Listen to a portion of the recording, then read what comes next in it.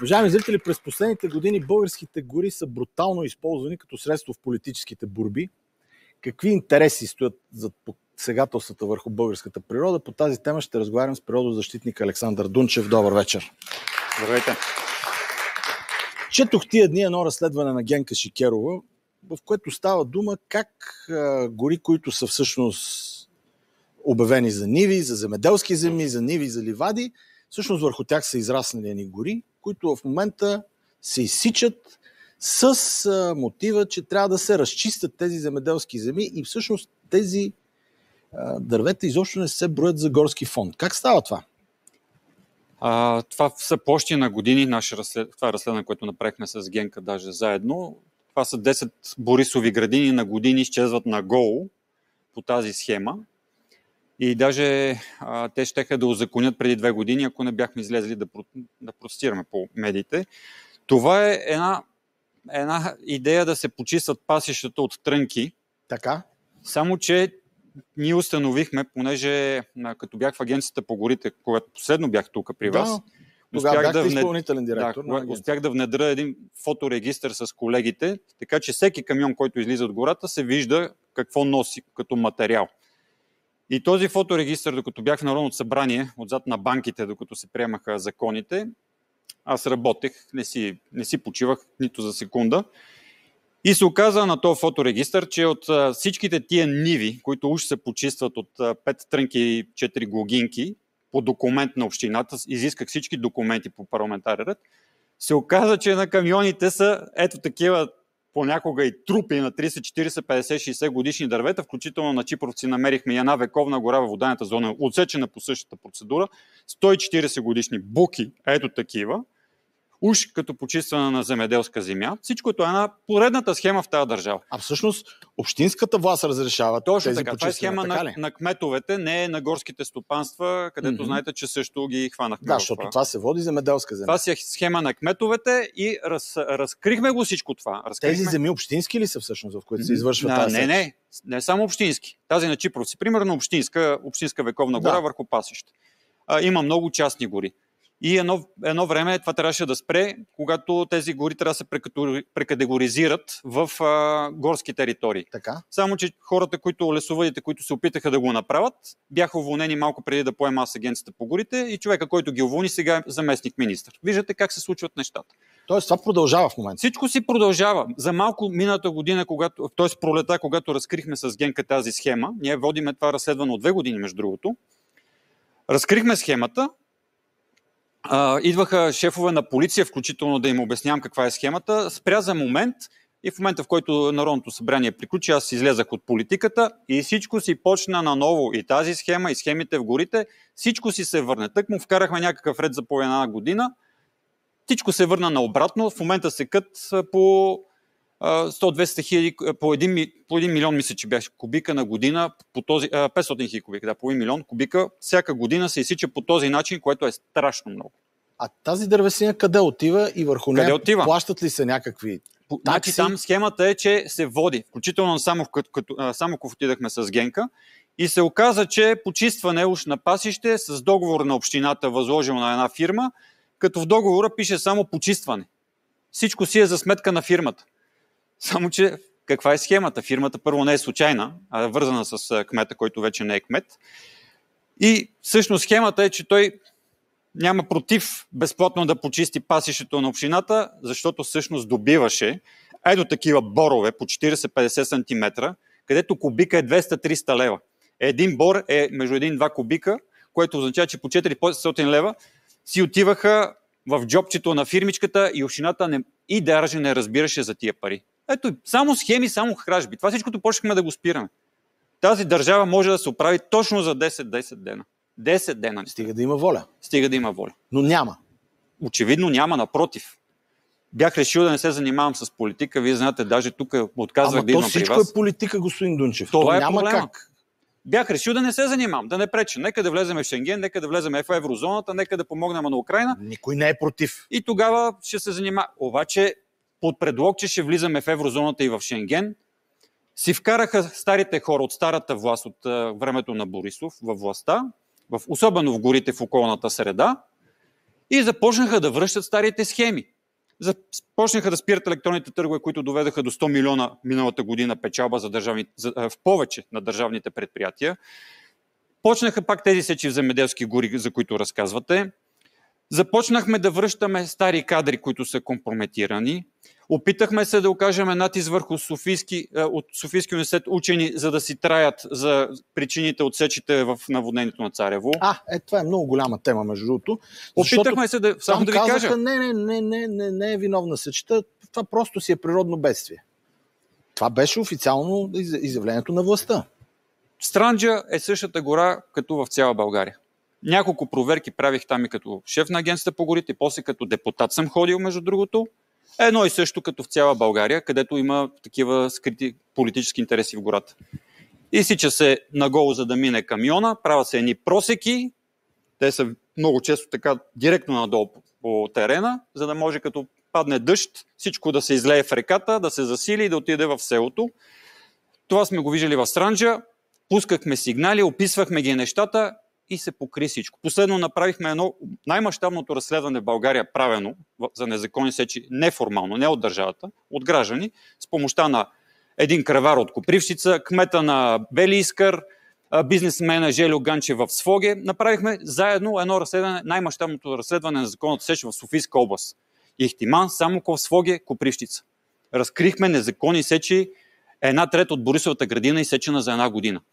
Оказа се, че 80% от актовете на тези 5 фирми, които разследвахме на тази огромна незаконна сеч, са по граждански сигнали, повечето мои. Къде е държавата била, че трябва един депутат да разкрива цялата незаконна сеч, а държавата е спала? Какво се оказва? Тайна ли е каква е сумата на тия актове? Какви са глобите? По 200 лева. 200 лева? Един камион откраднат е 1000 лева, актът е 200 лева. Ако изобщо е написан акт, защото ние хванахме много случаи, където не се пишат актове или се пишат по начин, по който да няма смисъл. Тоест те си плащат тия 200 лева и си продължават. И си продължават и изобщо не им пука. Всичките фирми се оказаха с политически връзки, които водят до кметовете, до партии, областни координатори на партии.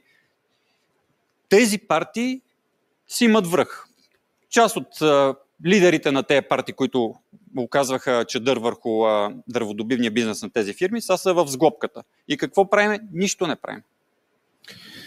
И това най-голямо разследване, между другото, то води до това, че инспекторите си вършат работата, разкриват, обаче не смеят да напишат реалните неща, защото знаят, че ще бъдат уволнени. Много от тях бяха уволнени. Последният беше уволнен преди 2 месеца някъде. Продължават ли да се купуват гласове преди избори чрез дърва за огрев? Не само продължават да се купуват. Лично предупредих Киро Петков, че една от фирмите, за които говориме, се опита, имаше и репортаж между другото и по BTV, по времето на Антон Хикимян, в който ние разкрихме как всъщност фирмата доставя дърва с фалшиви билети на хората. Хората излезаха и го казаха. И какво се оказва? Същата тази фирма си лансира, съпругата на собственика бе лансирана за кандидат кметица, а на предните избори се опитаха да вкарат свои хора в Продължаваме промяната и аз ги предупредих, за да не влезе ДПС през задния вход в Продължаваме промяната в Ихтиманско. В Копривщица. Хората, които помагаха на Продължава промяната и на мене там, нали, като депутат, на тях не им се носеха дърва. Тоест, виждате, че дървата се ползват и позитивно за купуване на гласове. Но и като наказание. Като наказание, да. Не гласуваш за нас, ще мръзнеш през зимата. Точно така. И то на ваши колеги, между другото, да. Изобщо това много лесно може да се спре. Не са виновни нито горските. Разбира се.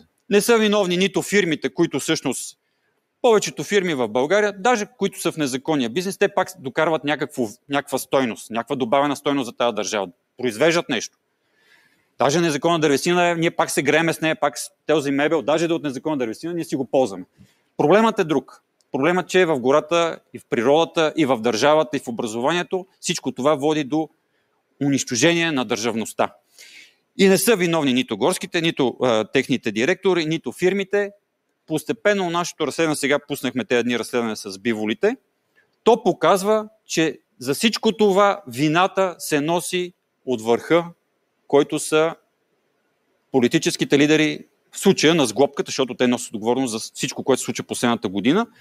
И моята задача в момента е да разказвам на хората, понеже аз видях вътре как работи системата, Почнах да разбирам психологията на депутатите, на политиците, на властолюбците, на властоимащите. Тя е много проста тази Тя е много психология. проста. Те са просто много по-добри артисти от вас. Това е цялата истина.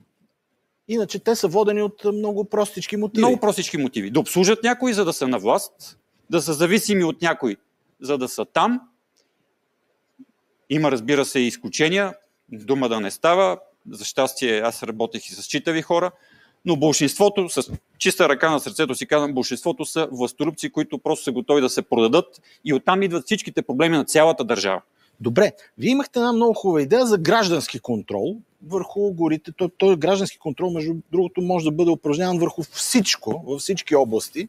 Но какво стана с това? Хората да могат да снимат, да пращат сигнали? Това всъщност, нека да кажем хората какво могат да направят изобщо за държавата. Да. Както за горите, така и за всичко. Ние, гражданите, обикновените граждани, аз вече съм обикновен гласоподавател, ходих да подам бюлетина, не подкрепям никого, както се досещате. Ние какво можем да направим? Вие, колегите от... Всеки български гражданин. От бенда. Да, всеки български гражданин му остават само две опции при тази ситуация на тотална политическа корупция. Да е свръх граждански активен, това, което аз правя, вие може би сте виждали моите постове в Фейсбук, всяка седмица разкривам по една схема. Как бе вкаран закон за горите на ДПС да се дават предизборно дърва, и то с подкрепа на промяната, това го спряхме. После се вкараха дългосрочните концесии през закон за обществените поръчки на МЗХ, и това го спряхме. Миналата седмица щяхме да продаваме земеделските земи, и това го спряхме. Ама спирате ли ги или просто ги отлагате? Спира се. Някои неща се отлагат, други се спират. Щяхме преди 2 седмици, вкараха един закон за Черноморското крайбрежие. Христо, Кирил, Бойко и Пеевски.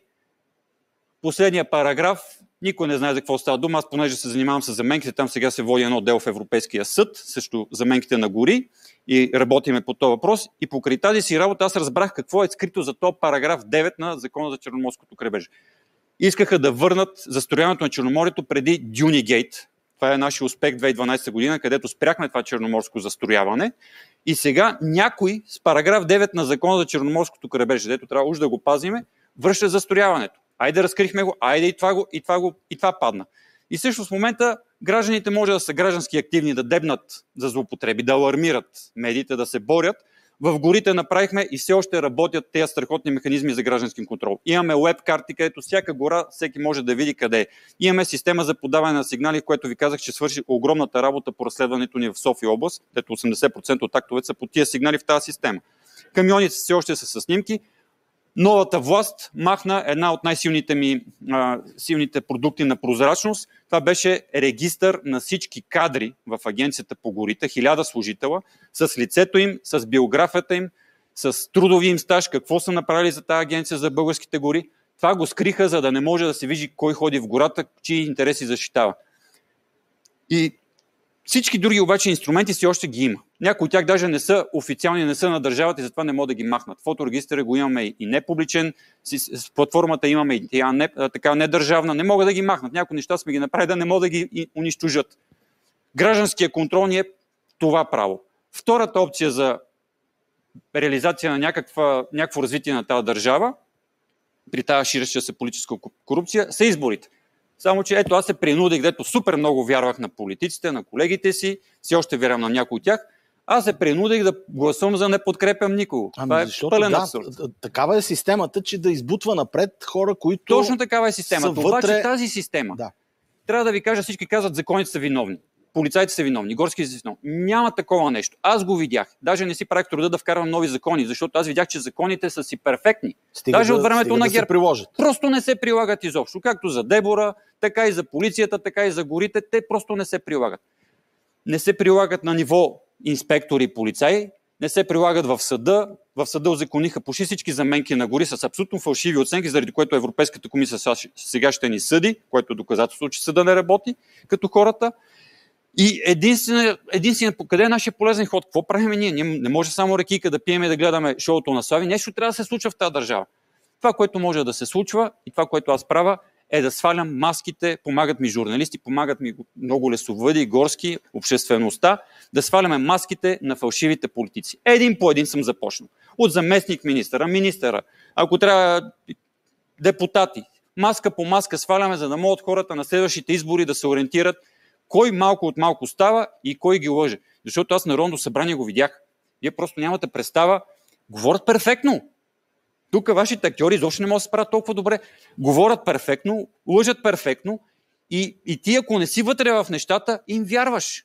Вярваш им, защото те са супер убедителни. Обаче отзад, като се разровиш и като почнеш да им бъркаш, да им ровиш в схемите, и се оказва, че зад много от политиците, депутатите и властоимащите има някаква огромна зависимост, има едно огромно задкулисие и това ти не го виждаш. Не можеш да го видиш. Можеш да го видиш само ако почнеш да се бориш с тях, да промениш нещо. Аз се сблъсках с кадрите на БСП, с на ДПС, с на ГЕРБ, включително с наши кадри вътре в промяната, заради което станах неудобен.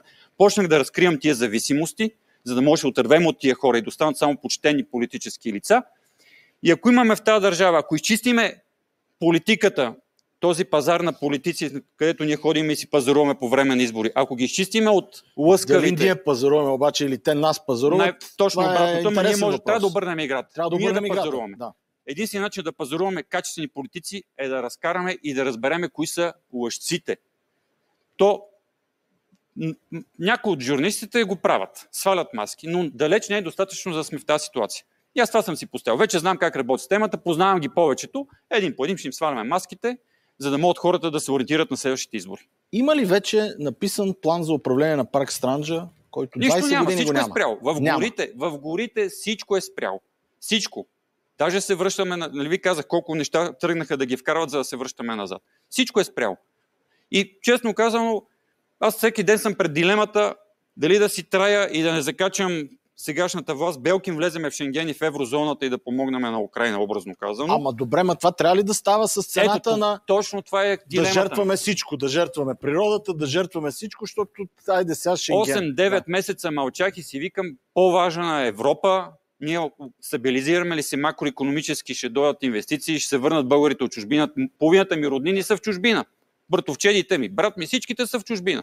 Те хора върнат ли се, както е било преди 100 години, нали, сега както Асен Василев обяви една програма Стамбулов, Евала, това е пътя. Върнем ли тези хора, България ще се оправи, защото те са независими, ще разкараме тук тия всичките с маските, фалшивите лица и България ще се оправи. Въпросът е как да стане това. Знаете ли, бях това лято в Канада и гледах там какво е отношението към природата.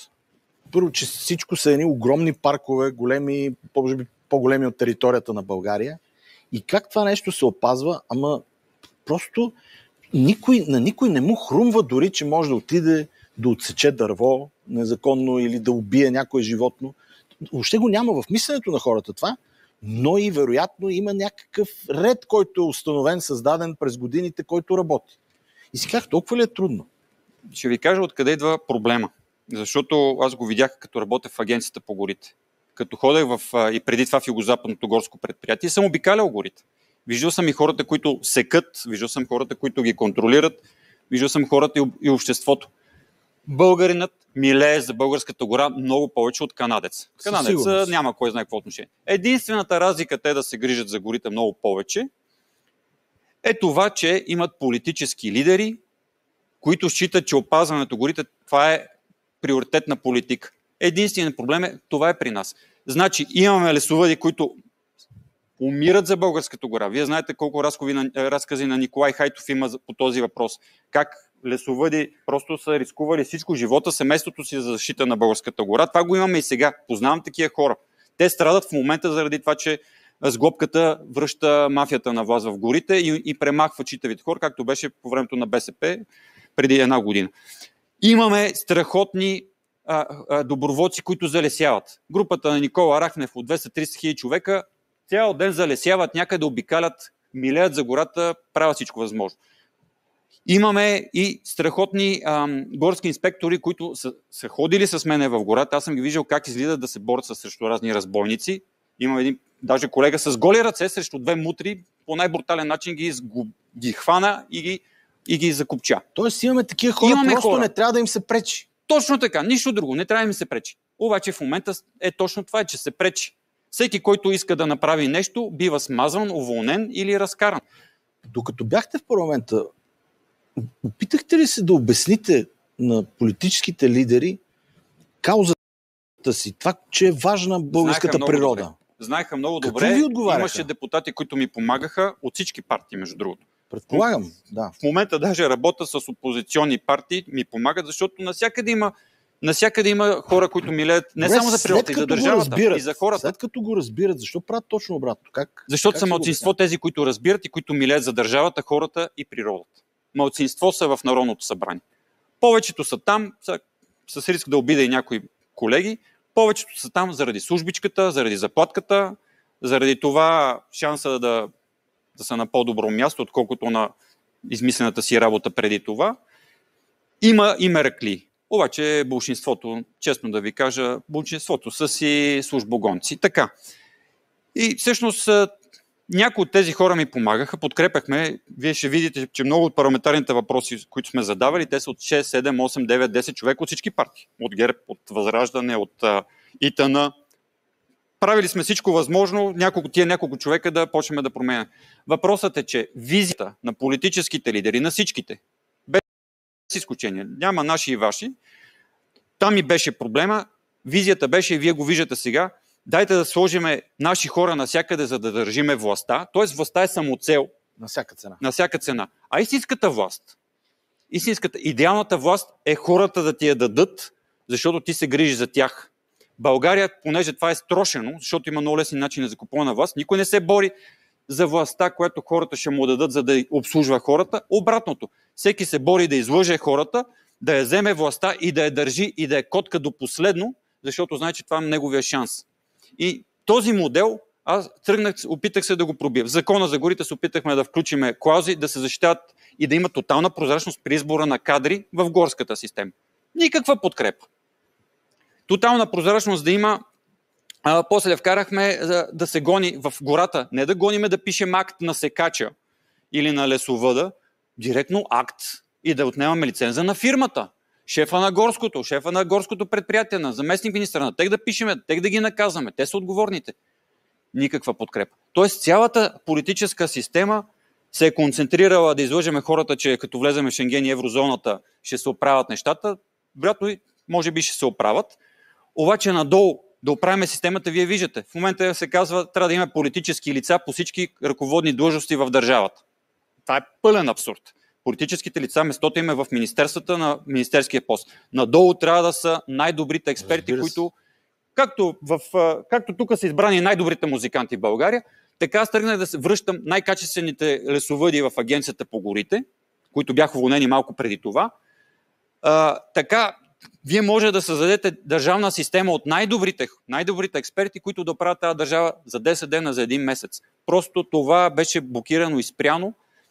И моята надежда е хората да са много по-критични пред хората, които вие имитирате тук по този страхотен начин, защото вие ги имитирате, няма нужда да ги имитирате. Те са имитатори сами по себе си, защото имитират истински политици, а всъщност са едни службогонци и фалшиви политически лидери. Тези хора трябва обществото да разбере кои са, да мисли малко по-критично. Вижте биографията на всеки. Не може да е дошъл вчера от една юридическа кантора и днеска да оправя държавата. Пълен абсурд. Или никога нищо едно копче да не е натиснал и да оправи държавата. Това няма как да стане. Аз съм се борил 15 години, да спасиме Пирин, Рила, Черноморието с Европейската комисия. Спряхме заменките, запазихме вековните гори. Доказал съм се 15 години назад, имам страхотна биография и си говориме тук как държавата е цялата превзета от разбойници. Това е. Но не съм се отказал. Въпросът е хората да не се отказват. Като си спият днеска ракията, утре стават на свежа глава и почват да ги гонят един по един. Ти открадна това, ще се борим срещу тебе. Тебе те виждаме, че ни лъжеш, махай се от политиката. Това е единствен шанс да се оправи държавата. Хората, значи не са виновни политиците. Не е виновен нито Бойко, нито Кирил, нито Асен. Тези хора са на пазара. На пазара ние сме клиентите, които избираме кой продукт да купиме. Дали ще е Промяната, дали ще е ИТН, дали ще е ГЕРБ, дали ще е ДПС. Ние от нас зависи.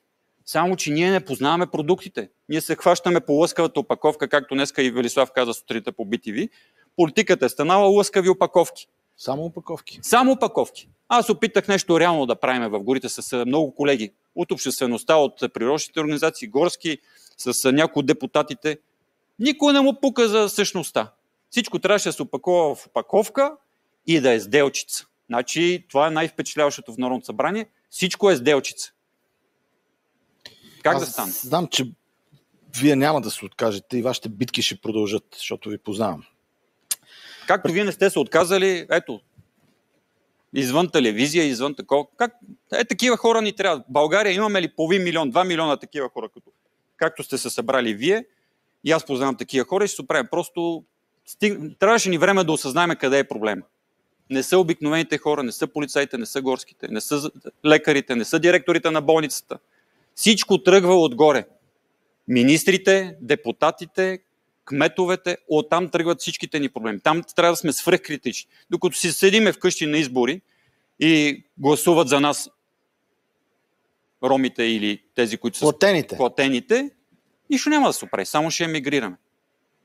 Аз гласувах, не подкрепям никой, само заради една причина, защото трябва да се научим да не избираме най-малкото зло. Ние част от хората, които излизат да гласуват, избират най-малкото зло.